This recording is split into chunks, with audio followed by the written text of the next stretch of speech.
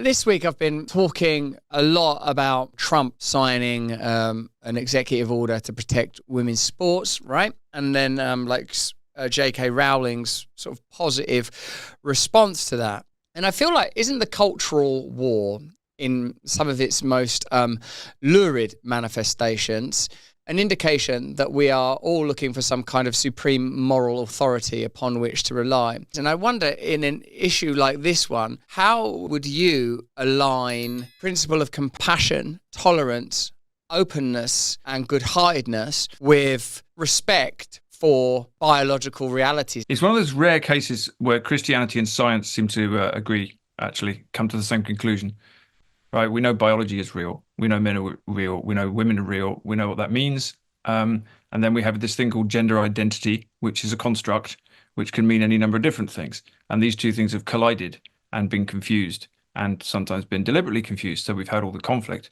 My position on it, not just as a Christian, although it is a Christian position, but this is how I felt before I was a Christian, is that, not being a fan of Donald Trump particularly, but he's absolutely right on this. And the people who want to protect women in women's sports are absolutely right on this as well. You have to draw a line and say, here is what physical and biological reality are, and here is what the impact of denying them is. But it gets interesting, not just because you have the wider question of tolerance, like what do you do with people with gender dysphoria who've got real issues? What do you do with people who identify as a different gender? Because, that there's some real distress there. But there's the bigger issue of what is reality and what is the ground that we're standing on, which is what we're coming down to, right? And I don't just mean in terms of biological reality, because it's the reason that this has been such an enormous flame war is that it is actually... It's a moral question, it's a spiritual question, it's a scientific and a biological question all at once. And what it comes down to really is whether we are going to be able to define our own realities or not. So the Christian position would be, to put it in Catholic Latin terms, that the human is the imago Dei, right? We have the image of God within us. Everyone is a created soul. God doesn't make mistakes. Here we're all specific individual people, we're men or women. The more liberal position, the individualist position that leads to gender ideology, would be you can identify yourself pretty much as whatever you want to identify yourself as, because it's a social construct. So, for example, your gender identity will override your biological sex. And that's the thing that you should take seriously, because you get to self-define that. So really the question there is, who's defining reality? Is it me? Do I get to decide what I am? Do I get to decide if I'm a man or a woman, or what sex I am, or maybe what race I am? Or are these things immutable? And if they're immutable, where do they come from? And that's why this is such a big thing, because gender is at the kind of spear tip of the whole kind of liberal individualist project to give us effectively give us the opportunity to redefine reality. So we get to decide what we are. And in my opinion, transgenderism slides very easily into transhumanism, because you end up with the same kind of you end up with the same worldview.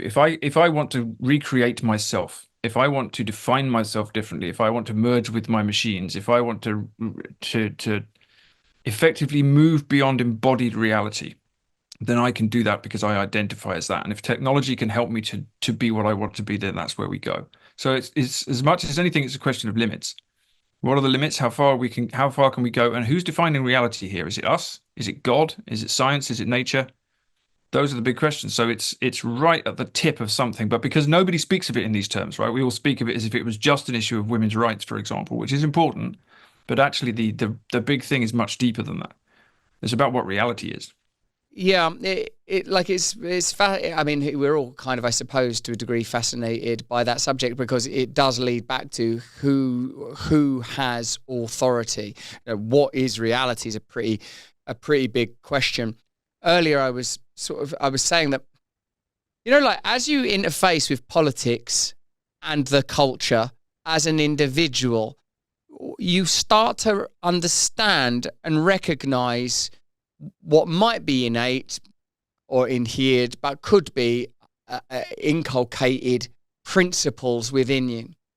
I feel like when it comes to, for example, the rather potent and significant matter of raising my children, like I feel deeply protective and angry about any kind of interventionism by kind of any authority. I can't envisage an authority other than God's authority that would be able to adjudicate or intervene when it comes to me and my kids.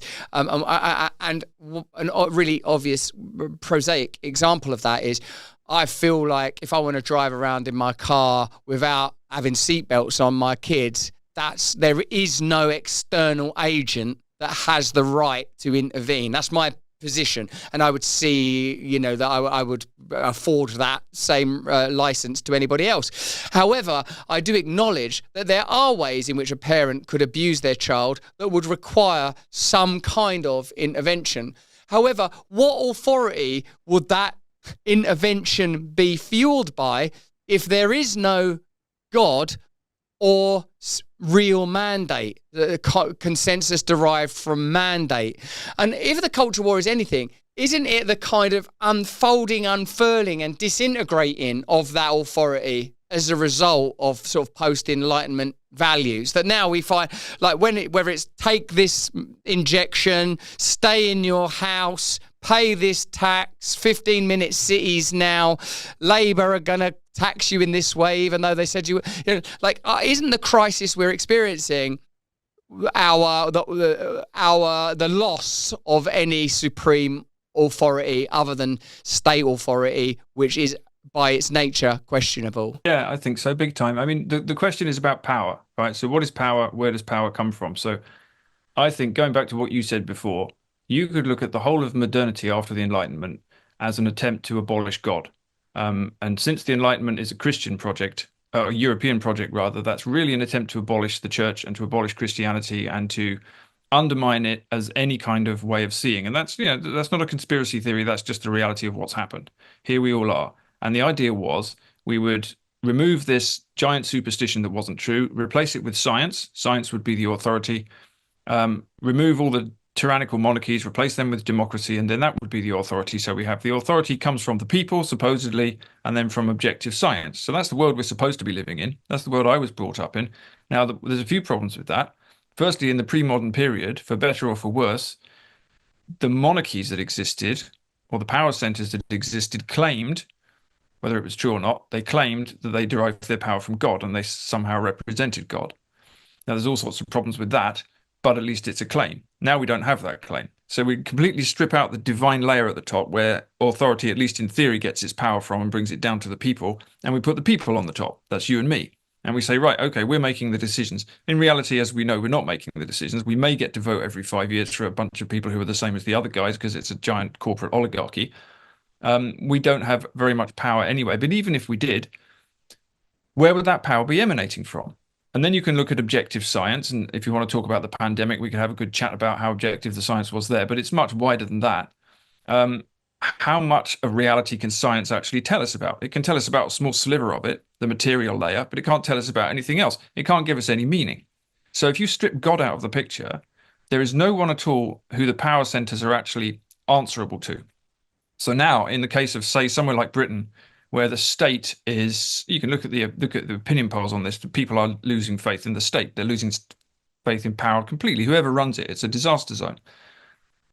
And why shouldn't they lose faith in it? Because where does it get its authority from? It doesn't really get it from the people because it never does what the people want. It's endlessly clamping down on their freedom of speech and expression. It obviously wouldn't claim to get it from God. No one would suggest it does that. So what legitimacy does it have? Seems to me we're coming to a point where, having attempted to replace God with objective science and democracy, however flawed the previous systems were, and they were, we found that both of those things have jammed up. Either they don't work or they don't work at this level or they've been corrupted, whatever it was. And we look around and we say, okay, what's the source of meaning? What's the source of power? What's the source of truth? And we haven't got an answer to that. Except everyone gets to invent their own version, right? So I'm my own reality. I get to invent my own religion, my own spirituality, my own body identity, etc. And that's a recipe for chaos. And so the actual question is, from where does power derive? Where does legitimate power derive? And if it doesn't derive from some sort of deity, some sort of God, where does it come from? And the answer is usually it will just come from raw, brutal power. Whoever can seize power will take it. That's what's usually happened in human history. I think it's quite a unique place that we're in culturally, because before the modern period, everywhere on earth, whatever the different religion or culture was, every culture thought that they owed something to God or to the gods. They thought they owed something to the realm of the divine, which was real and which was intertwined with their life. And we pretend that isn't true now. We pretend that we can sort everything out ourselves. And incidentally, if you want to look at the book of Genesis, that's the offer that the devil makes to Adam and Eve in the garden, right? This is the offer that the snake makes to our ancestors. He says, you don't need to listen to God. You don't need to obey God. You don't need to take your power from above and follow his teachings. You can do it yourself. You can be gods. You shall be as gods, knowing good and evil. That's the offer. And that's what we're doing. So, I mean, in that sense, it's literally satanic, the offer, right? So we're in the point where we replaced God's will with human will. And so the question is, who do you follow? Are you going to follow Christ, or are you going to follow yourself and your own desire? And where does that come from anyway? And as you say, who has legitimate power over you? I don't think there's ever been a human society that hasn't had power wielded in some form. But if you think the power is legitimate, you're more likely to accede to it, right? I'll follow these rules because they seem like fair rules, and I trust the rulers, and that seems to be part of my community, and it's the power is coming from above, so maybe the rules are legitimate. Now, why should we do anything these people tell us? We don't see where their power or authority comes from. So I think that's a kind of cultural crisis that's spiraling out across the West. And when people ask that question, where does this power come from and who is legitimate? They're not finding a good answer anymore. Hey, thanks for watching. If you want to see more uncensored content where free speech can flourish, join our live stream. Click the link right here to watch the next video if you want to, or become a member of a growing movement. Download the Rumble app and you'll be informed every time we make a new piece of content. Stay free.